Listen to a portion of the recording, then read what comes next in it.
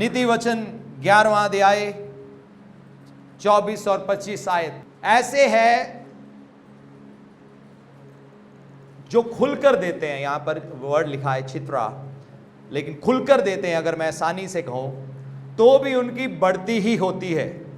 ऐसे भी है जो जरूरत से कम देते हैं और इससे उनकी घटती ही होती है। कौन कह रहा है? परमेश्वर कह रहे हैं ना। परमेश्वर कह रहे हैं ऐसे भी है जो खुलकर देते हैं तो भी वो बढ़ते रहते हैं, तो भी उनकी जिंदगी में कोई कमी नहीं होती, तो भी उनकी जेब में कमी नहीं होती, तब भी उनकी फाइनेंसिस में कमी नहीं होती। ऐसे भी हैं जो जितना देना चाहिए उससे कम देते हैं। दो तरह के लोग हैं, एक खुलकर देते हैं, एक जितना देना चाहिए उससे कम देते हैं। आज हमें अपनी जिंदगियों को परखने की जरूरत है। हम किस कैटेगरी के लोग हैं, हम किस हिस्से में आते हैं, क्योंकि 25 आयत में लिखा है उद्धार प्राणी यानी कि खुलकर देने वाला प्राणी हुष्ट पुष्ट हो जाता है, और जो औरों की खेती सींचता है उसकी भी सींची जाएगी। कहां? स्वर्ग में नहीं, पृथ्वी के ऊपर। परमेश्वर धर्मी से कहते हैं मैं तुम्हें इस पृथ्वी पर प्रतिफल दूंगा क्योंकि तुमने मेरे पर भरोसा किया। देखो, जब हम परमेश्वर पर विश्वास करते हैं ना, उसमें एक एक्शन जुड़ा होता है। सब कहें एक्शन। एक्शन यानी कि आप उसके बारे में कुछ करोगे। बाइबल में लिखा है अब्राहम ने परमेश्वर पर विश्वास किया और विश्वास के कारण परमेश्वर ने उसको धर्मी ठहरा दिया। लेकिन अब्राहम वहीं नहीं रुका कि भाई मुझे विश्वास है, उसने कदम बढ़ाया, उसने वो किया जो परमेश्वर ने उसे करने के लिए कहा। बहुत सारे लोग कहेंगे हमें विश्वास है, लेकिन वो उसके बारे में कोई कदम आगे नहीं बढ़ाते, वो उसके बारे में कुछ नहीं करते, सिर्फ विश्वास पर आकर रुक जाते हैं। बाइबल में लिखा है कर्म बिना विश्वास मुर्दा है।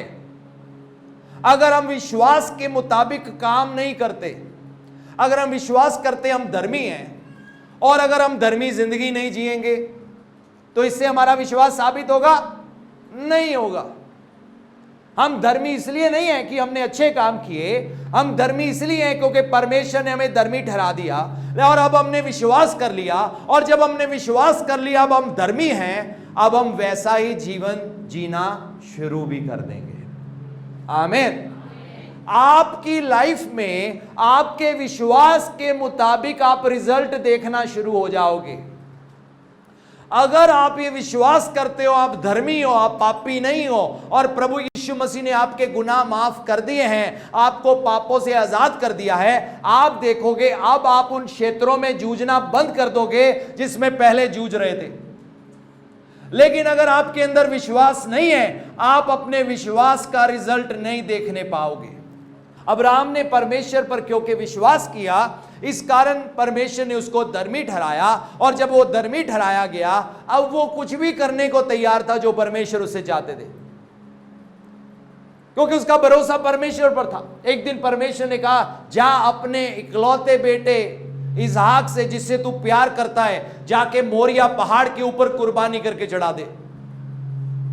और अब्राहम सिर्फ यही नहीं रुका, नहीं प्रभु मैं ये काम नहीं करूंगा, मैं तो विश्वास करता हूं। क्योंकि अब्राहम विश्वास करता था इसलिए वो चला गया वो करने के लिए जो करने के लिए परमेश्वर ने उसको बोला था, क्योंकि उसको यह भी विश्वास था प्रभु ने इसी बच्चे से वायदा किया है कि मैं बड़ी कौम खड़ी करूंगा।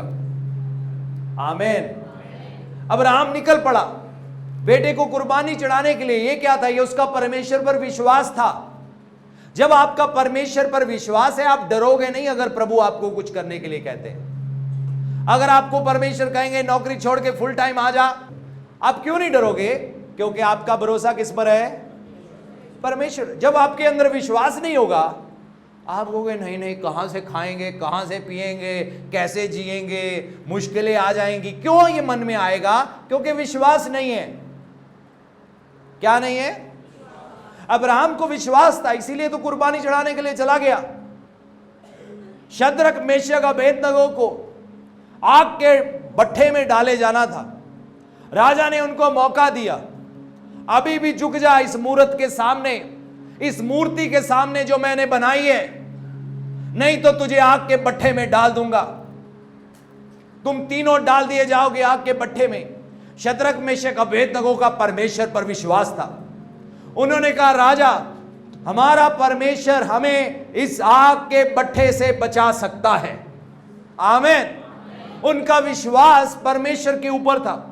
उनको मालूम था चाहे हम कितने भी मुश्किल हालातों में क्यों ना पड़ जाए, हमारा परमेश्वर हमें हर मुश्किल से बचाने की ताकत रखता है। लेकिन उनकी कमिटमेंट क्या थी? आगे कहते हैं, प्रभु अगर ना भी बचाना चाहे तो भी हम तेरी मूरत के सामने नहीं झुकेंगे। बहुत सारे लोग, कई बार मैं देखता हूं, कॉम्प्रोमाइज की जिंदगी जीते हैं। इंसान को खुश करने के लिए, मनुष्य को खुश करने के लिए, धन के लालच के लिए, शोहरत पाने के लिए, कई और चीजों के लिए, इंसान की खुशी के लिए, प्रसन्नता के लिए, मैंने देखा है बहुत सारे लोग कई बार वो करते हैं जो इनको वचन के मुताबिक नहीं करना चाहिए। कुछ लोगों का तो कई बार सोशल मीडिया पर नजर आता है और मुझे समझ नहीं लगती कहां गया विश्वास, कहां गया प्रभु का महिमा। मालूम है बाइबल में क्या लिखा है? परमेश्वर कहते हैं जो मनुष्य के सामने मेरा इंकार करेगा, मैं भी जब अपने स्वर्गदूतों के साथ आऊंगा, मैं भी उन लोगों का इंकार कर दूंगा और कहूंगा मैं तुम्हें नहीं जानता। मालूम है लोग ऐसा क्यों करते हैं? क्यों डरते हैं? क्यों कॉम्प्रोमाइज कर लेते हैं? जब कोई मुश्किल सामने खड़ी होती है और उनको लगता है अगर हम ये नहीं करेंगे और अगर हम बादशाह की बात नहीं मानेंगे और अगर राजा की बात नहीं मानेंगे और राजा ने ये जो मूर्ति बनाई है जिसके सामने उसने कहा है जो नहीं झुकेगा आग के भट्ठे में डाला जाएगा, वो डर जाते हैं। उनका एजेंडा कुछ और है, वो भी प्रभु को जान नहीं पाए, उनके प्रेम को समझ नहीं पाए कि इसी कारण से तो प्रभु यीशु मसीह ने सलीब पर जाकर अपना जान दिया था ताकि हम बच जाएं, हमारे ये गुनाह माफ हो जाएं जो हमने परमेश्वर के खिलाफ किए थे और हमारे पूर्वजों से जो चलता आ रहा है। शद्रक, मेशक, अबेदनगो का क्योंकि परमेश्वर पर भरोसा था इसलिए उन्होंने कॉम्प्रोमाइज नहीं किया। उन्होंने बादशाह की बात से बढ़कर परमेश्वर की बात मानने का फैसला किया। उनके पास शोहरत थी, बड़ी बड़ी उस साम्राज्य में उनकी पोजीशन थी, उनके पास सब कुछ था। कई बार मैंने देखा है कुछ लोग जिनके पास कुछ नहीं होता ना, उनके लिए कई कदम उठाने आसान होते हैं बजाय कि उन लोगों के लिए जिनके पास बहुत कुछ है, जिनके पास संसार है, शान है, समाज है, पैसा है, रुतबा है। उनको प्रभु में आने के लिए और ज्यादा दिक्कत लगती है क्योंकि अब वो उनके पास दाएं बाएं समाज है। लेकिन जिसके पास कुछ नहीं है, मैं कहता हूं कई बार वो लोग बेहतर हैं क्योंकि उनको समाज की परवाह नहीं, दुनिया की परवाह नहीं, नौकरी की परवाह नहीं, किसी शोहरत की परवाह नहीं, लेकिन वो परमेश्वर के लिए कुछ भी करने के लिए तैयार रहते हैं।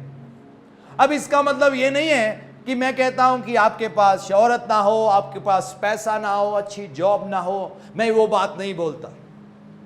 लेकिन यहां पर मैं बात करता हूं कॉम्प्रोमाइज की। लोग कॉम्प्रोमाइज कर लेते हैं, कॉम्प्रोमाइज समझौता क्या कर लेते हैं? आपका समझौता एक ही के साथ होना चाहिए, वो है प्रभु यीशु मसीह। कहानी खत्म। हालेलुया। आपको किसी और के साथ समझौते नहीं करने। दुनिया में रहना है मालूम है, लेकिन समझौता सिर्फ परमेश्वर के वचन के साथ है।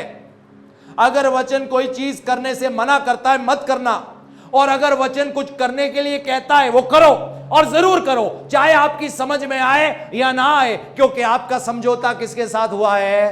परमेश्वर के साथ हुआ है। प्रभु कहते हैं मैं तुझे आशीष दूंगा और आप कहते हो ठीक है प्रभु, मैं वो करता रहूंगा जो आप मेरे से चाहते हो, क्योंकि आपका परमेश्वर के साथ समझौता है। 2002 में जब परमेश्वर ने मुझे बुलाया, मैंने दुनिया के साथ सारे समझौते खत्म कर दिए और परमेश्वर के साथ समझौता जोड़ लिया। मैंने कहा अब रास्ते में चाहे जज्बात आए, चाहे मेरी इमोशंस आए, चाहे मेरे रिश्तेदार आए, चाहे मेरा परिवार आए, चाहे कोई समाज आए, जहां मैं जॉब करता था वो आए,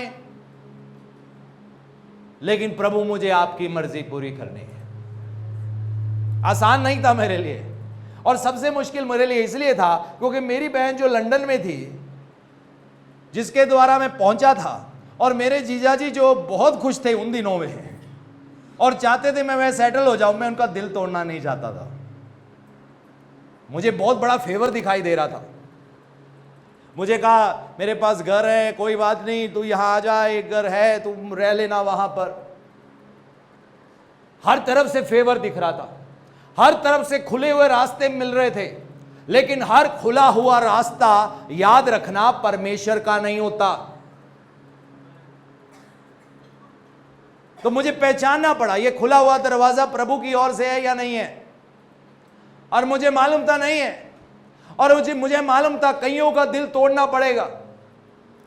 मैंने अपनी बहन को फोन किया स्कॉटलैंड से, मैंने नौकरी छोड़ दिया, ये तुमने क्या किया? मैं वापस आया, किसी को बताना मत अपने विश्वास के बारे में, तेरे जीजा मुझे गालियां देंगे। और दी भी उनको, बाइबल भी उठा के फेंक दी, बड़ी देर ताने मारते रहे। मुझे दुख होता था क्योंकि भाई हूं, पिता दुनिया में नहीं थे, जिम्मेवारी है बहनों के प्रति, उनका दर्द मुझे अपना दर्द लगता है, लेकिन उसके बावजूद मुझे अपने जज्बातों को थाम के रखना पड़ा, क्योंकि मैं यीशु मसीह के साथ समझौता कर चुका था। आमीन। अगर मुझे आग के भट्ठे में से होकर गुजरना है, मैं तैयार हूं। अगर जल में से होकर गुजरना है, मैं तैयार हूं। अगर मुझे मेरे विश्वास के कारण आग में से गुजरना पड़ेगा, मैं तैयार हूं। अगर मुझे प्रेशर में से गुजरना पड़ेगा, मैं तैयार हूं। प्रभु, एक समझौता करना पड़ा। मालूम है सेवकाई आसान नहीं है, क्योंकि अब आपको एक परिवार नहीं संभालना, आपको कई परिवार संभालने हैं, कई चीजें करनी है, कई रिस्पॉन्सिबिलिटीज है, कई तरह के प्रेशर और दबाव है, लेकिन एक समझौता किया हुआ है, इसलिए वापस पीछे मुड़ के नहीं देखूंगा। आपको परमेश्वर के साथ समझौते में आना है।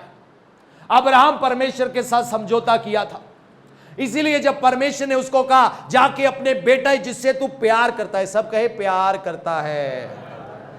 मुझे मालूम है आपका बहुत प्यार है दुनिया के साथ, रिश्तेदारों के साथ, कोई समस्या नहीं है, प्रॉब्लम कोई नहीं है, लेकिन परमेश्वर से बढ़कर कोई नहीं होना चाहिए।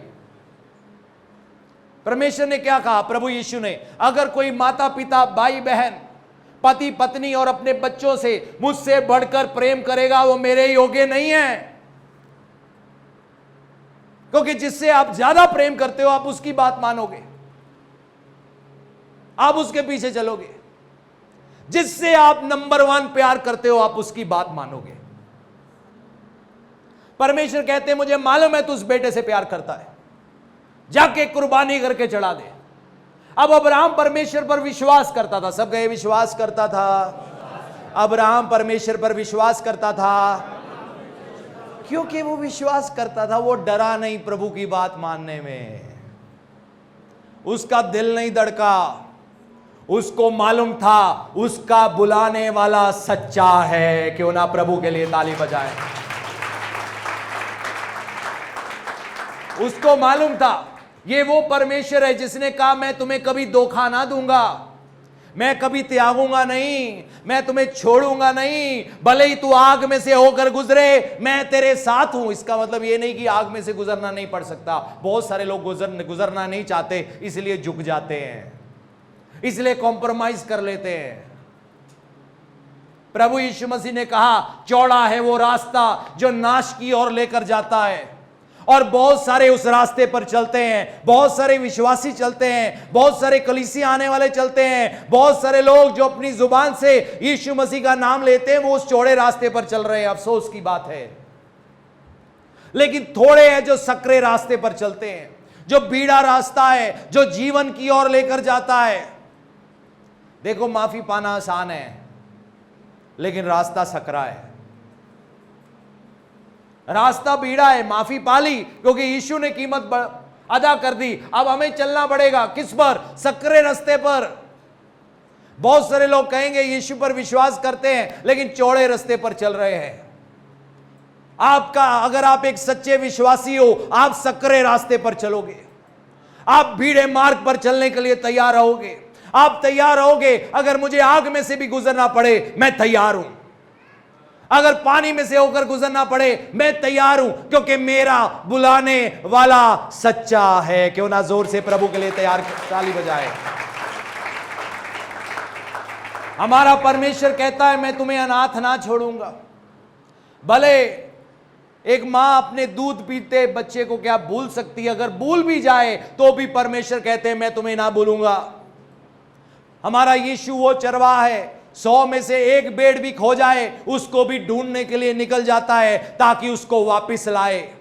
उसके लिए एक एक व्यक्ति बहुमूल्य है, एक एक व्यक्ति उसके लिए कीमती है, एक एक जिंदगी उसके लिए कीमती है, एक एक के लिए उसने अपना जान दिया है।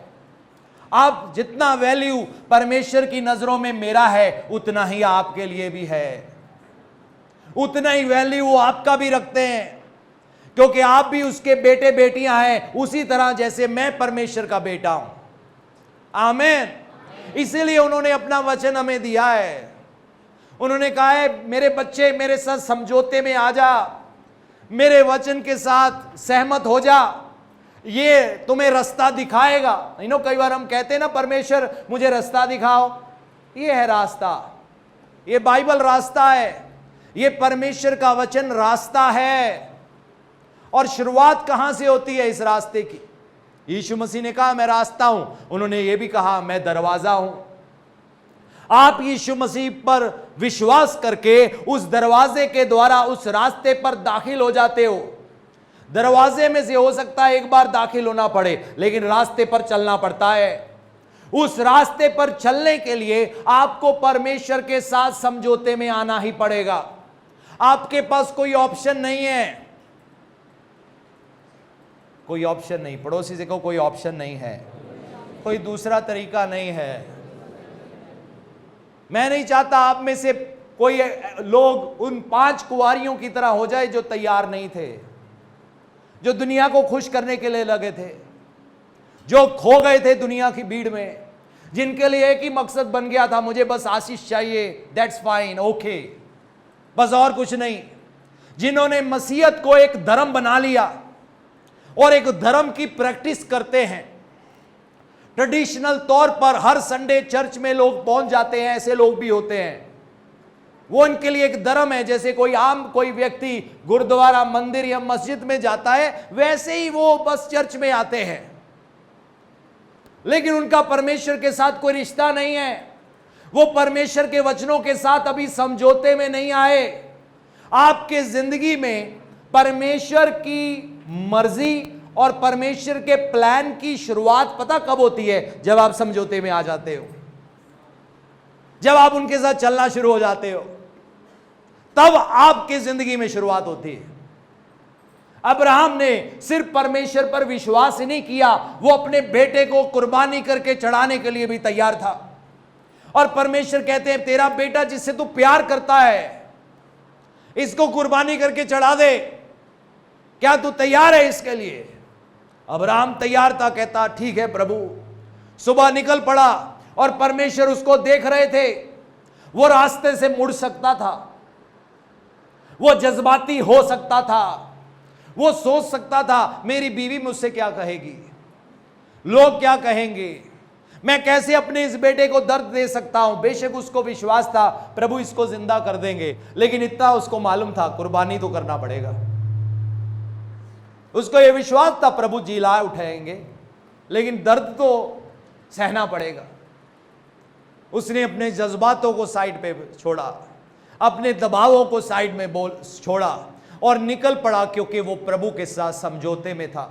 और बाइबल में लिखा है जैसे ही वो अपने बेटे की कुर्बानी चढ़ाने लगा, परमेश्वर ने कहा, प्रभु अपने स्वर्गदूत के द्वारा बोले रुक जा, परमेश्वर ने जान लिया है तू उनका भय मानता है, रुक जा। प्रभु जान गए, लेकिन मालूम है उससे पहले उसका बेटा, अब्राहम का बेटा इसहाक अपने बाप से सवाल करता है, पिता लकड़ी है, सब कुछ है, आग है, कुर्बानी क्या कहाँ है? मालूम है क्या कहता है? परमेश्वर मुहैया करेगा। कौन मुहैया करेगा? वो करने के लिए तैयार है जो कह रहे हैं बिना किसी सवाल के, लेकिन कहता है परमेश्वर मुहैया करेगा। उसका भरोसा देखो, उसकी लैंग्वेज देखो, उसकी जुबान देखो, नेगेटिव नहीं बोल रहा, रो नहीं रहा, ओ पता नहीं क्या होगा बेटा, पता नहीं, नहीं, प्रभु मुहैया करेगा। आपकी जरूरतें हैं आज, आपकी भाषा परमेश्वर की भाषा होनी चाहिए। परमेश्वर मुहैया करेगा। जोर से कहे, परमेश्वर मुहैया करेगा। कहे एक बार फिर से, परमेश्वर मुहैया करेगा। आपके भविष्य के लिए, आपके आज के लिए, आपके वर्तमान के लिए, आपके कल के लिए, आपके बच्चों के लिए, आपकी पीढ़ियों के लिए परमेश्वर मुहैया करेगा अगर आप विश्वास करोगे। परमेश्वर इतने विश्वास योग्य है कि जब अब्राहम कहता है परमेश्वर मुहैया करेगा, तो बाइबल में लिखा है जब इसहाक बड़ा हो गया, एक बार अकाल पड़ा और अकाल में भी वो बीज बो रहा है। कोई कहेगा ये कहां से एक पागल बेवकूफ आ गया, अकाल में बो रहा है, जमीन सूखी हुई है, पानी नहीं है, उजाड़ है, लेकिन इसहाक देखने से नहीं चलता था, विश्वास से चलना शुरू कर दिया। क्योंकि उसने देखा था कैसे मेरे बाप ने कहा था परमेश्वर मुहैया करेगा, और जैसे ही मेरा पिता मुझे कुर्बानी करके चढ़ाने लगा, मुझे याद है कैसे फरिश्ता बोला था और कैसे परमेश्वर ने बलिदान मुहैया किया था। उसने विश्वास की भाषा सीखी थी। आपको भी विश्वास की भाषा बोलनी है और अपने बच्चों को भी विश्वास की भाषा बोलना सिखाना होगा। आमीन। आपको विश्वास की भाषा बोलनी है। ये मत कहो ये जी मर गए जी और उड़ गए जी, ये बातें छोड़ दो, विश्वास की भाषा बोलो। कॉम्प्रोमाइज मत करो। शद्रक मेशक अबेदनगो ने कॉम्प्रोमाइज नहीं किया। प्रभु बचाने की ताकत रखता है, नहीं भी बचाएगा, हम कॉम्प्रोमाइज नहीं करेंगे, ये हमारा विश्वास है। आमीन। ये हमारा भरोसा है। प्रभु यहां बचाएगा, बढ़ाएगा, नहीं भी बढ़ाए, स्वर्ग में एक बड़ा इनाम इंतजार कर रहा है। लेकिन हमें मालूम है परमेश्वर ने यह भी कहा है तुम्हें पृथ्वी पर प्रतिफल मिलेगा। और मालूम है चाहे दानियल हो जिसको शेरों की गुफा में डाल दिया गया, क्यों? क्योंकि उसने कॉम्प्रोमाइज नहीं किया।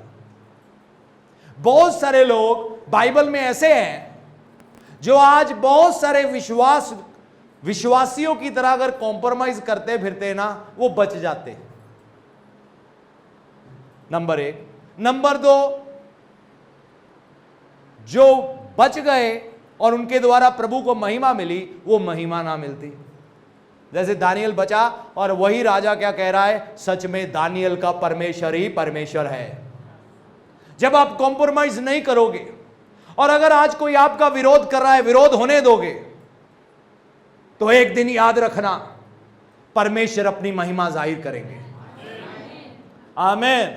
आपके विरोध करने वाले लोग आपकी ओर दौड़ते चले आएंगे और कहेंगे सच में तुम्हारा परमेश्वर ही सच्चा परमेश्वर है।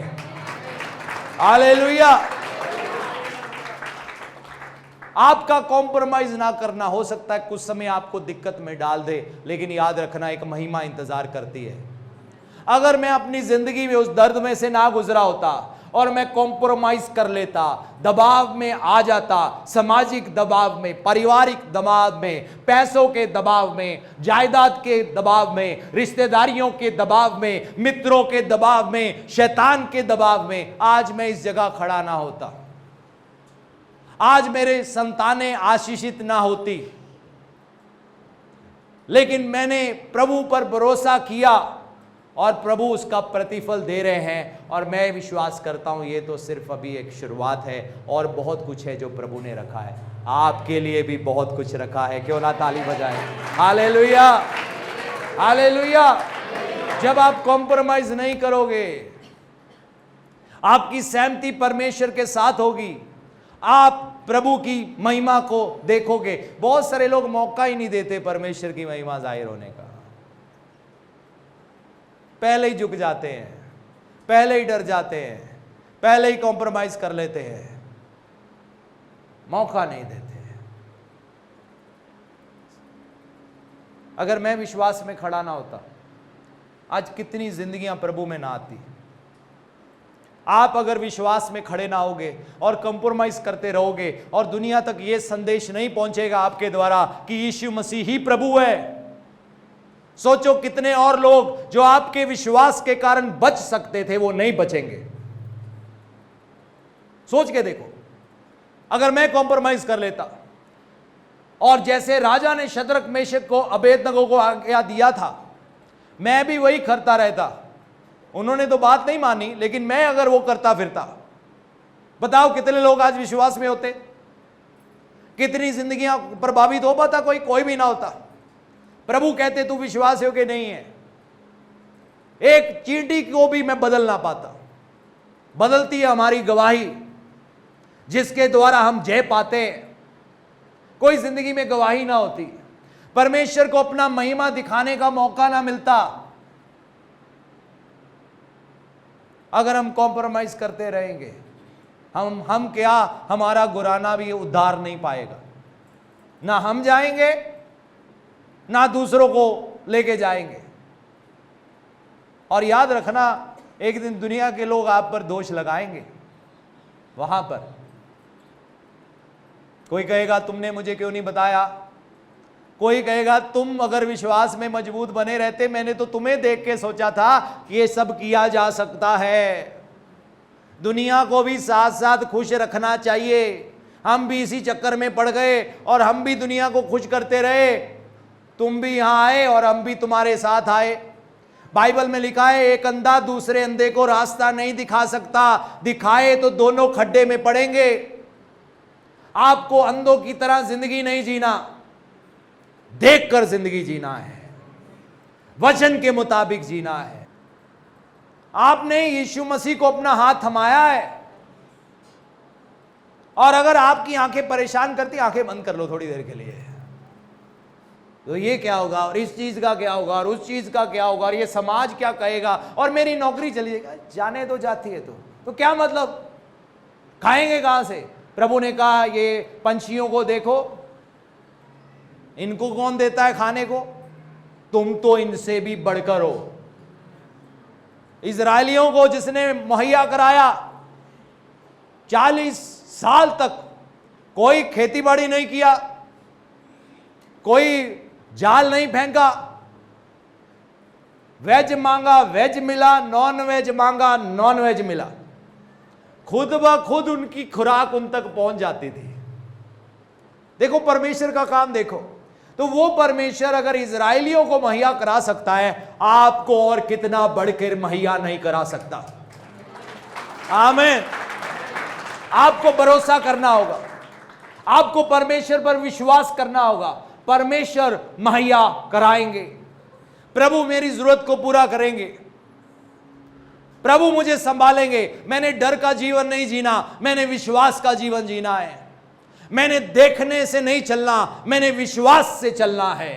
मैंने इन आंखों से नहीं चलना, मैंने मन की आंखें ज्योतिर्मय हो गई है, मैंने उन आंखों से चलना है जो विश्वास की आंखें हैं, वो जो परमेश्वर पर लगी हुई है। क्योंकि जब आपका देखना सही होगा, आपका विश्वास सही होगा, आपकी बोली भी सही होगी। नहीं तो आपकी बोली सही नहीं होगी, नेगेटिव निकलेगा। ये कैसे होगा, वो कैसे होगा, ऐसा कैसे होगा। कई लोगों के घरों में लिस्ट होती है पूरी। कई परिवारों में देखा है, पति घर आया है थक थका के, बीवी ने लिस्ट रखी हुई है पूरी। ये नहीं कि हेलो डार्लिंग कैसे हो आप, है ना। विदेश में सिस्टम अलग है। पति काम से आया, बीवी hello darling good to see you. यहां पे आ गया कर अल्लाह लिस्ट, पहले बारों करके आ सारा काम। अगला थका आया है, थोड़ा विश्राम दो, थोड़ा सुकून दो, थोड़ी देर अकेले बैठने दो। वो एनर्जी ऐसे ही उसको मिलती है। लिस्ट मत रखो, ये नहीं किया, वो नहीं किया, ऐसा नहीं किया, वैसा नहीं। हाँ, सही टाइम का वेट करो फिर खोलो लिस्ट को, गलत टाइम में मत खोलो। टाइमिंग बड़ा जरूरी है। आमीन। अब्राहम ने विश्वास किया, भरोसा किया। परमेश्वर ने उस धर्मी को, जिसने उस पर विश्वास किया था, शर्मिंदा होने नहीं दिया, ना ही उसको, ना ही उसकी संतानों को, और ना ही परमेश्वर आपको शर्मिंदा होने देंगे। क्योंकि आपने भी विश्वास के द्वारा वो आशीषें पाई हैं जो परमेश्वर ने अब्राहम की जिंदगी के ऊपर बोली थी। हालेलुया। आपके घर के लिए, आपके बच्चों के लिए, आपके परिवार के लिए, हाँ कुछ चीजों में समय लग सकता है, लेकिन इसका मतलब ये नहीं है कि नहीं होगा। होगा। जोर से कहो होगा। अपने पड़ोसी की ओर देखकर कहो जरूर होगा। बहने पति कहाँ है ढूंढ कर देखो, नजरों से नजरें मिला के होगा। होगा। प्रभु हमारे बच्चों को आशीष देंगे, हमारी जरूरत पूरी होगी, लेकिन हम वो करेंगे जो प्रभु ने कहा है। कई बार कुछ चीजों का शुरुआत परमेश्वर करते हैं, कई बार कुछ चीजों को आपको करना पड़ेगा। नहीं नहीं प्रभु आपने मुझे कहा लेकिन मैंने करना नहीं है, नहीं नहीं नहीं नहीं, नहीं वो करो। अब्राहम से भी सबसे कीमती चीज मांगी थी, वो चला गया वो करने के लिए, और उसका नतीजा देखो। ये बाइबल हमारे लिए क्यों लिखी गई है, ये उनकी जिंदगी के बारे में क्यों लिखा गया है, ताकि हम सीखें और देखें उन्होंने ऐसा किया, फिर वैसा किया, फिर वैसा किया और नतीजा देखा, और हम भी ऐसा करेंगे और फिर वैसा करेंगे और फिर ऐसा करेंगे, हम भी सेम नतीजा देखेंगे। ये इसलिए उदाहरण दिए गए हैं हमें। पुराना नियम एक उदाहरण है, दाऊद की स्टोरी एक उदाहरण है, अब्राहम की जिंदगी एक उदाहरण है, आदम की जिंदगी उदाहरण है, कोई प्रभु के रास्ते में चला क्यों लिखा उदाहरण है, और जो गुनाह में पड़ गए वो भी उदाहरण है। शमशन गुनाह में पड़ा मर गया, उदाहरण है।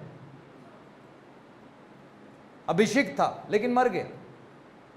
ये एक नमूना है, एक उदाहरण है। परमेश्वर ने हमारे लिए उदाहरण ठहराए हुए हैं ताकि हम इनकी स्टोरी को सुनकर, देखकर, पढ़कर ये देख सके, उसके साथ अगर ऐसा हुआ मेरे साथ भी ऐसा होगा। उसको प्रभु ने आशीष दिया, मुझको और कितना बढ़कर क्यों ना देंगे।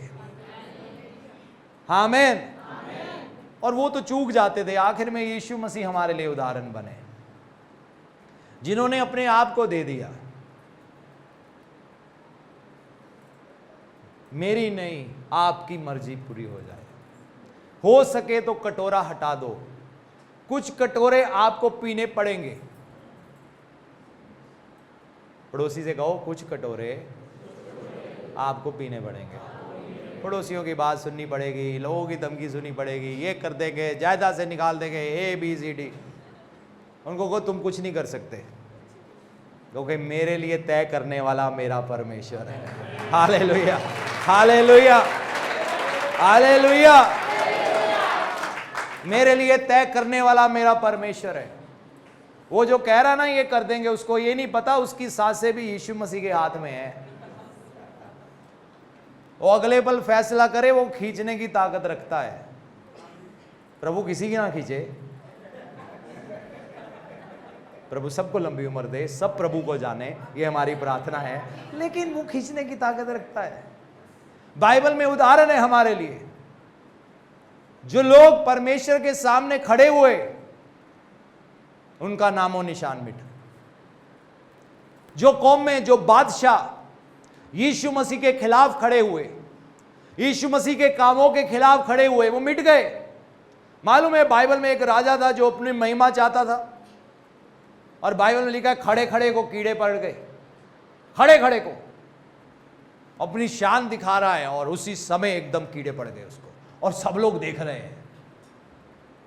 इसीलिए बाइबल में लिखा है उनसे मत डरो जो तुम्हारे शरीर को नाश कर सकते हैं, उससे डरो जो शरीर और आत्मा दोनों को नरक में नाश कर सकता है।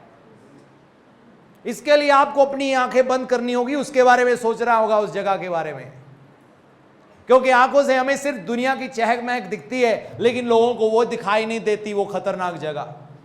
इसीलिए प्रभु ने कहा उनसे मत डरो, तुम्हारी जिंदगी मेरे हाथ में है। जब तक मैं ना चाहूं वो तुम्हें वापस घर नहीं भेजेंगे। मैं तुम्हें बुलाऊंगा जब बुलाना होगा, और जब तक मैं कहूं तुम्हें ठहरना होगा। याद है प्रभु यीशु मसीह जी उठने के बाद बता रहे हैं किस चेले के साथ क्या होगा। इसको बांधेंगे सांकलियों से। फिर वो एक पूछता है तो इसका क्या? प्रभु ने कहा अगर मैं चाहूं ये तब तक रहे, तुम्हें क्या? आप समझ रहे हो मेरी बात को? तो मैं चाहूं अगले 2000 साल तक ये ना मरे, तुम्हें क्या? तो प्रभु कह रहे हैं अगर तुम मेरे लोग हो, तुम्हारी जिंदगी 100% मेरे हाथ में है। अगर मैं चाहूंगा घर बुलाना है वापस बुला लूंगा, मैं कहूंगा अभी भी फील्ड में रहो, किसमें रहो?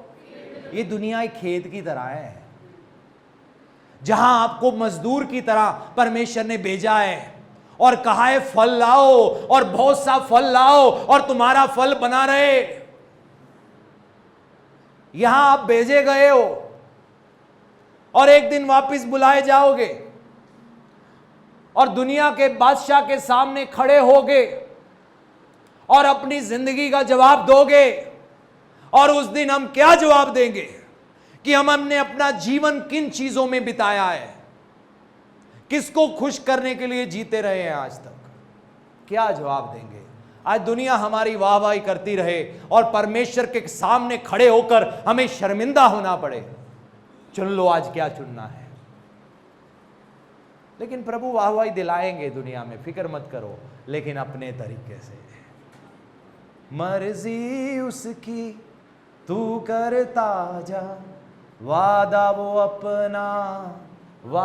वो अपना पूरा करेगा। फिर धीरज धरना है। आमीन। आपको मालूम है किसान को धीरज धरना पड़ता है बीज बोने के बाद, कि सुबह ही उठ के चला जाता है, कहां गए मेरे आम है ना? इसको वेट करना पड़ेगा। आए गर्मी बड़ी है, बादल आएंगे कि नहीं आएंगे, बारिश होगी कि नहीं होगी, कोई नहीं, धीरज धरते हैं, अभी समय है। और अगर बादल नहीं भी आते, जमीन में भी पानी है ना, प्रभु जमीन में से पानी उठा देगा ताकि आपकी फसल कोई अपोज हो सके। हालेलुया। मैं विश्वास करता हूं इसहाक के समय में प्रभु ने जिस जिस इलाके में उसने बोया ना, जमीन में से पानी उठा दिया होगा। लोग सोचते होंगे ना बारिश ना कहीं पानी, ये सब गीला गीला कैसे है? परमेश्वर के हाथ में है। जिसने नूह के समय में झरोखे खोल दिए, वो आज के समय में भी झरोखे खोलने जानता है। इब्रानियों 10वां अध्याय 35 अध्याय से जब हम पढ़ते हैं, अपना हियाब ना छोड़ो क्योंकि उसका प्रतिफल, कितना प्रतिफल है? बड़ा प्रतिफल है। क्योंकि तुम्हें धीरज धरना अवश्य है। कोई बाईपास नहीं है। तुम्हें धीरज धरना अवश्य है ताकि परमेश्वर की इच्छा को पूरी करके तुम प्रतिज्ञा का फल मिलेगा। पड़ोसी से कहो आपको प्रतिज्ञा का फल मिलेगा, लेकिन उसके लिए धीरज धरना होगा। आमीन। ताकि परमेश्वर की इच्छा पूरी करके, यानी कि अब आपके फल, और जब से आपने धीरज धरना शुरू किया उसके बीच का एक सफर है, उसमें प्रभु ने कुछ चीजें करनी है। हो सकता है आग के भट्ठे के सामने जाना पड़े, शेरों की गुफा के सामने जाना पड़े, हमें मालूम नहीं बीच की स्टोरी क्या है, लेकिन प्रभु आपको चलाएंगे। और आपकी हर मुश्किल के समय जब आप अपने विश्वास में अटल रहोगे, आपको मौका मिल जाएगा अपनी जिंदगी से परमेश्वर को महिमा देने का। हालेलुया। और वो आपको सताने वालों जो सताते हैं, कितने लोगों को पता है परमेश्वर आपके दुश्मन के सामने मेज बिछाना चाहते हैं? हाँ। तो प्रभु कहते हैं ये बीच वाली स्टोरी है ना, तुम विश्वास में खड़े रहना। ये जो तुम्हें सता रहे हैं ना, डरना मत, मैं उनके सामने तुम्हारे लिए एक मेज लगाऊंगा और वो शर्मिंदा हो जाएंगे। Hallelujah, hallelujah.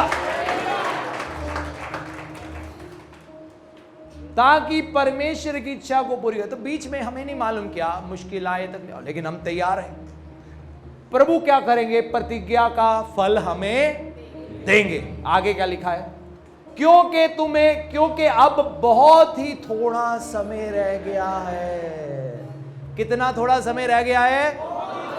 बहुत ही थोड़ा समय रह गया है, जबकि आने वाला आएगा और देर ना करेगा। क्यों ना यीशु मसीह के लिए ताली हो जाए। आगे लिखा है, पर मेरा धर्मी जन, कितने लोग धर्मी हैं यहां पर? मेरा धर्मी जन विश्वास से जीवित रहेगा। कैसे जीवित रहेंगे? अगर बाइबल में लिखा है, अगर नगर की रक्षा यहोवा ना करे, क्या लिखा है? किसका जागना व्यर्थ है? चौकीदार का जागना व्यर्थ है। न प्रभु ने कहा ना तो अपने घोड़ों की ताकत में भरोसा रखना, है ना? परमेश्वर ने कहा था ना वचन में, तुम्हारा भरोसा परमेश्वर पर होना चाहिए, वो तुम्हें सुरक्षित रखेगा। आमीन। धर्मी जन विश्वास से, पड़ोसी से कहो आप मरोगे नहीं, जिंदा रहोगे, फिक्र मत करो। जिंदा रहने के लिए काम करना है, विश्वास करना है। क्या करना है? विश्वास से जीवित रहेगा।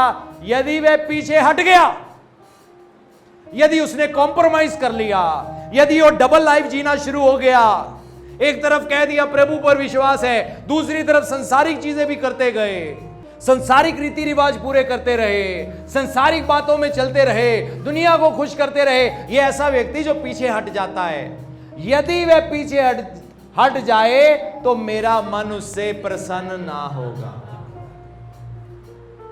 प्रभु कहते कॉम्प्रोमाइज करने वाले से मेरा मन खुश ना होगा। आगे क्या लिखा है?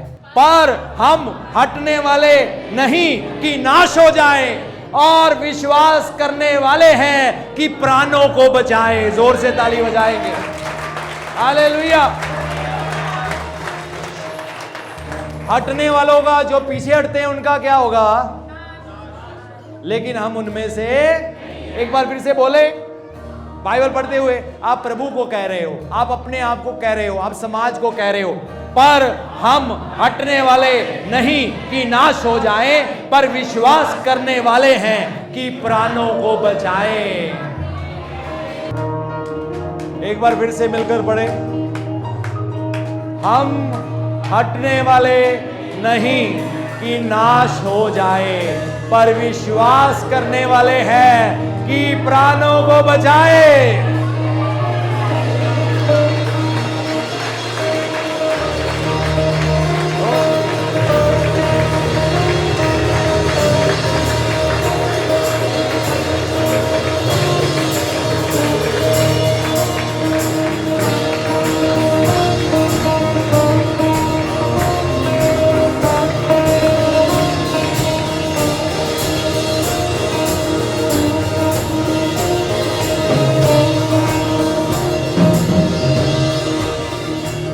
ऐसे लग रहा है आत्मा में कुछ हो रहा है आपके, मुझे लगता है आपके घरों में कुछ हो रहा है, आपके कामों में, आपकी जॉब में, आपकी फाइनेंसेस में इस समय कुछ हो रहा है।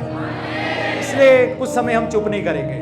प्रभु अपना, हम यहाँ आराधना कर रहे हैं, वहां परमेश्वर काम कर रहे हैं।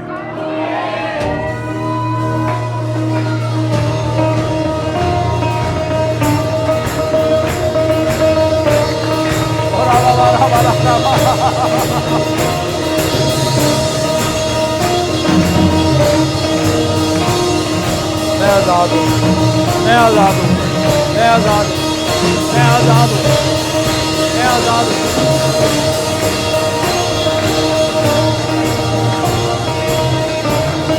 खुल जाए रास्ते, खुल जाए दरवाजे, खुल जाए।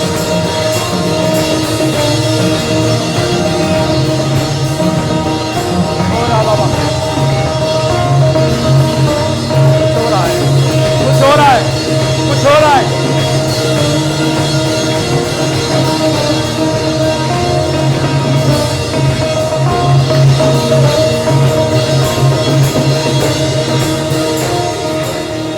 परमेश्वर अपने फरिश्तों को भेज रहे हैं। आपकी मुश्किलों में दुष्ट आत्माएं कैद में हो रही है, रुकावटें हट रही हैं, बंद दरवाजे खुल रहे हैं, आपको चंगाई मिल रही है, बद रूहें छोड़कर जा रही हैं यीशु मसीह के नाम पे।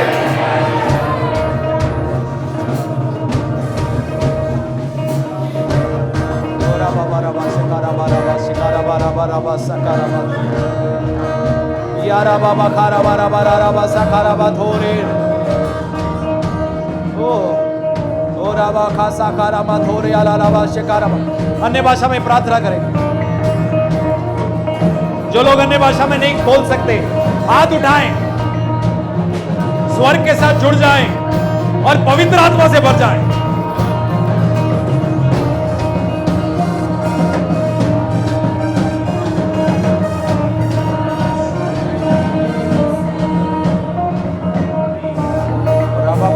राबा से रे रे रे रे रे, हालेलुया राबा से, हालेलुया हालेलुया।